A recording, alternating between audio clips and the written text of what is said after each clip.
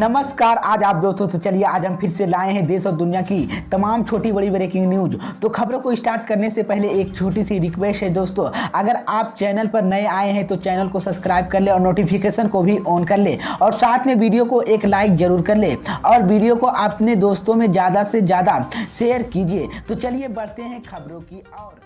इसी बीच पर दोस्तों अगली खबर की ओर से कि गुजरात विधानसभा चुनाव को लेकर चुनाव आयोग का बड़ा ऐलान। अगले हफ्ते होगा चुनाव तारीखों का ऐलान। जी हां दोस्तों, आपको बता दें ये बड़ी खबर सामने निकल कर आई दोस्तों कि निर्वाचन आयोग इसी सप्ताह गुजरात में आगामी विधानसभा चुनाव के कार्यक्रम की घोषणा कर सकता है। आयोग ने इस महीने की शुरुआत में हिमाचल प्रदेश में आगामी विधानसभा चुनाव की तारीखों का साथ गुजरात के चुनाव कार्यक्रम की घोषणा नहीं की थी। इसी को लेकर 2017 में अपनाई गई परंपरा का हवाला भी दिया है। हिमाचल में 12 नवंबर को एक चरण में मतदान होगा, जबकि वोटों की गिनती 8 दिसंबर को की जाएगी। आयोग ने हिमाचल प्रदेश के लिए मतगणना की तारीखों का मतदान के करीब एक महीने के बाद रखते हुए स्पष्ट संकेत दिया है कि गुजरात चुनाव के वोटों की गिनती 8 दिसंबर को होगी और 2017 में दोनों राज्यों में अलग अलग तारीखों का चुनाव होगा और घोषणा की गई थी कि लेकिन मतगणना 18 दिसंबर को एक साथ हुई थी। दरअसल गुजरात में बाढ़ के चलते निर्वाचन आयोग को राज्य में हिमाचल चुनाव कार्यक्रम की घोषणा के बाद मतदान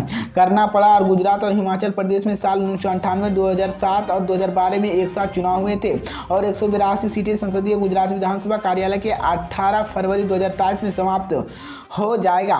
लेकिन अगर चुनावी हलचल बात की तो प्रधानमंत्री नरेंद्र मोदी 30 अक्टूबर को गुजरात और संसदीय की 3 दिवसीय दौरे करेंगे। इस दौरान वहीं 295 विमान विमर्शा केंद्र की स्थिति रखेंगे। इसी बीच ये बड़ी अपडेट है दोस्तों। इसी बीच पर दोस्तों अगली खबर की ओर से कि राहुल गांधी ने पीएम मोदी पर बोला बड़ा हमला, कहा चुनाव से पहले न खाऊंगा न खाने दूंगा। जी हां दोस्तों, आपको बता दें ये बड़ी खबर सामने निकल कर आई दोस्तों की कांग्रेस की भारत जोड़ो यात्रा के नेतृत्व कर रहे राहुल गांधी सांसद एक बार फिर से पीएम मोदी पर तीखा हमला किया है। राहुल गांधी ने शनिवार को यानी कि 29 अक्टूबर को ट्वीट कर कहा कि चुनाव से पहले न खाऊंगा न खाने दूंगा, चुनाव के बाद 40% कमीशन खाऊंगा, फिर दिवाली पर मिठाई डब्बे बटेगी। इसी को लेकर राहुल गांधी ने भ्रष्टाचार पर आरोप लगाते हुए आगे कहा है कि पेसीएम और पीपीएम के बीजेपी सरकार पूरे देश में डबल इंजन के भ्रष्टाचार।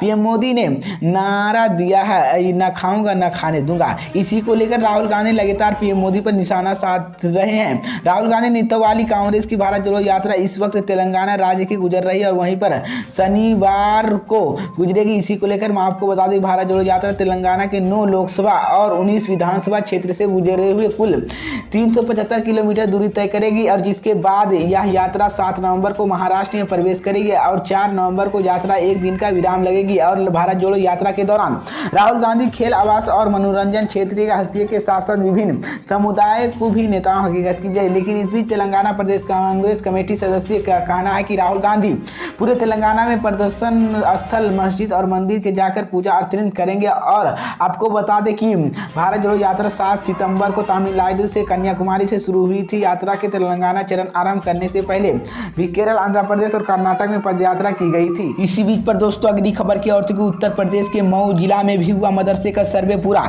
26 गैर मान्यता प्राप्त मदरसे मिले, योगी सरकार चलवा सकता है बुलडोजर। जी हां दोस्तों, आपको बता दें ये बड़ी खबर सामने निकल कर आई दोस्तों कि उत्तर प्रदेश के मऊ जिले में मदरसे का सर्वे का काम पूरा कर लिया गया है। यह कई गैर मदरसे मान्यता प्राप्त पाए गए हैं और जिन पर एक्शन की तैयारी की जा रही है। फिलहाल इन मदरसों की सूची तैयार की जिला प्रशासन सरकार को भेजेगी। इसके बाद आगे की कार्रवाई की जाएगी। मऊ में कुल 26 गैर मान्यता प्राप्त मदरसे पाए गए हैं।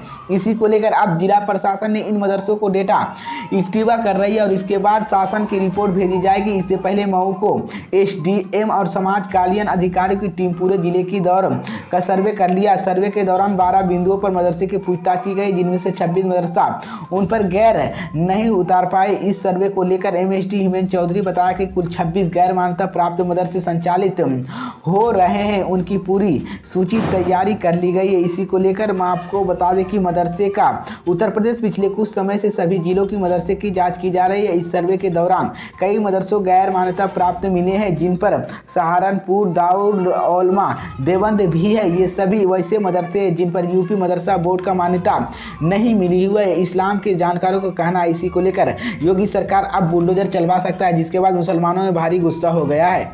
इसी बीच पर दोस्तों अगली खबर की ओर तो कि अखिलेश यादव ने आजम खान को लेकर बीजेपी पर बोला बड़ा हमला। जी हां दोस्तों, आपको बता दें ये बड़ी खबर सामने निकल कर आई दोस्तों की समाजवादी पार्टी के दिग्गज नेता आजम खान हाल ही में होट स्पीच मामले की दोषी ठहराते हुए सजा सुनाई। अब सपा प्रमुख अखिलेश यादव ने इसी को लेकर आजम खान को बचाव में आए। समाजवादी पार्टी के प्रमुख अखिलेश यादव ने कहा कि बीजेपी सरकार का मुख्य लक्ष्य रामपुर के समाजवादी पार्टी नेता मोहम्मद आजम खान के जिन पर आए दिन फर्जी मामले दर्ज किए जा रहे हैं और उन पर तरह तरह से पंडित किए जा रहे हैं। और अखिलेश यादव ने आगे कहा कि आजम खान सरकार की नाराज खटखटाने लगे हैं क्योंकि वो सांप्रदायिकता, तत्वदारों और कट्टर विरोधी और लोकतंत्र और समाजवादी के लिए प्रतिबंध है।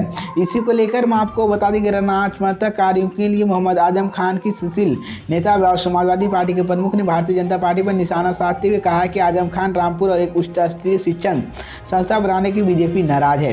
उन्होंने कहा कि बीजेपी इस बात से नाराज है कि मोहम्मद आजम खान ने रामपुर मौलाना मोहम्मद अली जौहर विश्वविद्यालय के एक स्तरीय शिक्षण संस्थान बनाया जिसमें इस क्षेत्र में युवा आगे बढ़ने का मौका मिलना तय है। अखिलेश यादव ने आगे कहा कि भाजपा सरकार इस महान कार्य सहारण करने की बजाय विश्वविद्यालय की नष्ट करने की आमदा की गई है। इस बीच मैं आपको बता दूं उन्होंने आगे कहा कि भाजपा सरकार यह याद रखना चाहिए कि दुश्मनी की भावना राजनीति कोई स्थान नहीं है।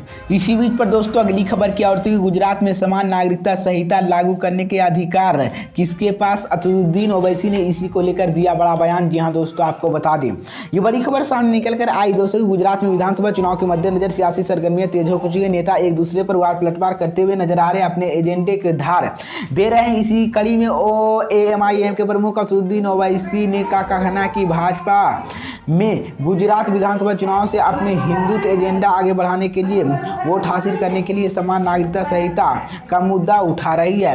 ओवैसी ने कहा कि प्रधानमंत्री मोदी के नेतृत्व वाली केंद्र सरकार की सुप्रीम कोर्ट ने बताया कि समान नागरिकता संहिता यानी कि यूसीसीए लागू करने के लिए अधिकार राज्य के पास नहीं है, यह अधिकार केवल केंद्र सरकार के पास है। वो शनिवार को वसंतरा जिले में वाडगाम एक चुनावी जनसभा को संबोधित कर रहे थे। इसी कड़ी में एमआईएम के नेता के बाबा साहेब अम्बेडकर नगर के समान नागरिकता के सहित अनिवार्य दिया। इसी को लेकर मैं आपको बता दें चुनाव से पहले ऐसे मुद्दे उठाने की भाजपा की पुरानी आदत है। असदुद्दीन ओवैसी ने कहा कि भाजपा चुनावी फायदे के लिए हिंदुत्व का एजेंडा के साथ बढ़ाने के लिए मालूम हो सके गुजरात सरकार ने शनिवार को ऐलान किया कि वो समान नागरिक संहिता लागू करने के लिए समिति के गठन मंजूरी दे दी। और खुद मुख्यमंत्री भूपेश पटेल ने बताया है कि राज्य मंत्रिमंडल के शनिवार को हुई बैठक में इस समिति के गठन के प्रस्ताव मंजूरी प्रदान की गई है। माना जा रहा है कि यह सरकार इसी कार्यालय के अंतिम फैसला क्योंकि राज्य में चुनाव के कार्यक्रम की घोषणा जल्द ही होने की उम्मीद है।